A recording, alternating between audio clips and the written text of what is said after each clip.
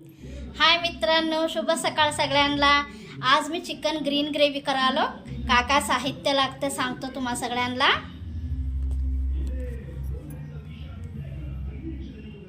हे बघा, टमाटा आणि सगळे खडे मसाला, आलं लसूण आणि तेलामध्ये फ्राय करून घेतलेले, मिरची आणि पुदिना, कांदा आणि गरम मसाला, धनिया पावडर, हळद आणि इथं अर्धा किलो चिकन आणि 1 वाटी दही आणि कोथिंबीर।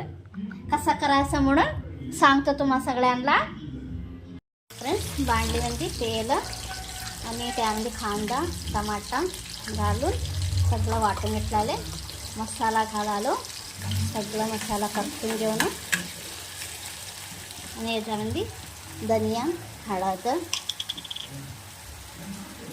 गरम मसाला सगळं घालूया।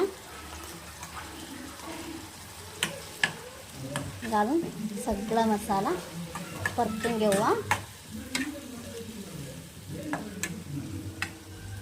आणि ह्याच्यामध्ये चिकन घालूया।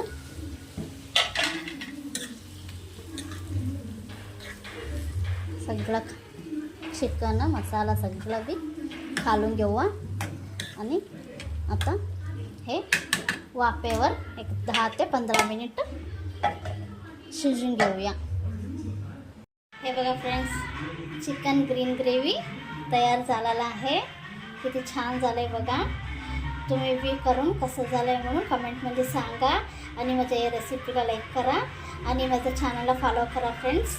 आणि उद्याच्या रेसिपीमध्ये भेटूया। Bye friends.